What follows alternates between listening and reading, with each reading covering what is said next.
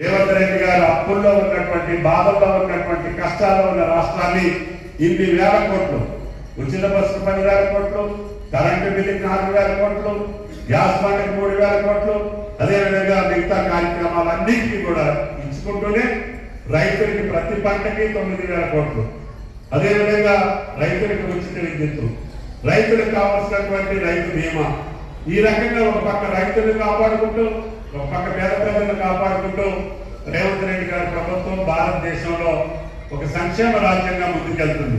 ఆ రోజు పూజ్యులు ఎన్టీ రామారావు పెట్టిన కార్యక్రమాలన్నింటినీ కూడా సుదీర్ఘంగా కొనసాగిస్తున్నాం.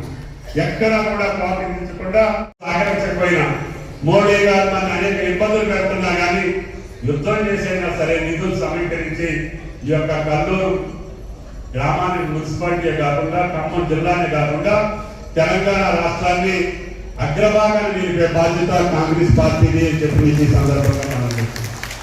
కాబట్టి మనసు పెట్టి మీ గ్రామానికి మేలు జరిగింది, ఈ ప్రాంతానికి పనులు జరిగినాయి, తుమ్మల గారు చేసేది వాస్తవమే అని అనుకుంటే 20 వార్డులు గెలిపించే బాధ్యత మీది అని చెప్పి ఈ సందర్భంగా మనం చేస్తాం. ఇంతమంది దర్శకుల తర్వాత వేరే రకంగా ఏదైనా జరిగితే మీకు అవమానం. కాబట్టి కల్లూరు అభివృద్ధి మీ చేతిలో ఉంది, భవిష్యత్తు మీ చేతిలో ఉంది. రేపు రాబోయే 10 సంవత్సరాల్లో అభివృద్ధి కార్యక్రమాలు చేసే రేవంత్ రెడ్డి గారు అధికారంలో ఉన్నారు.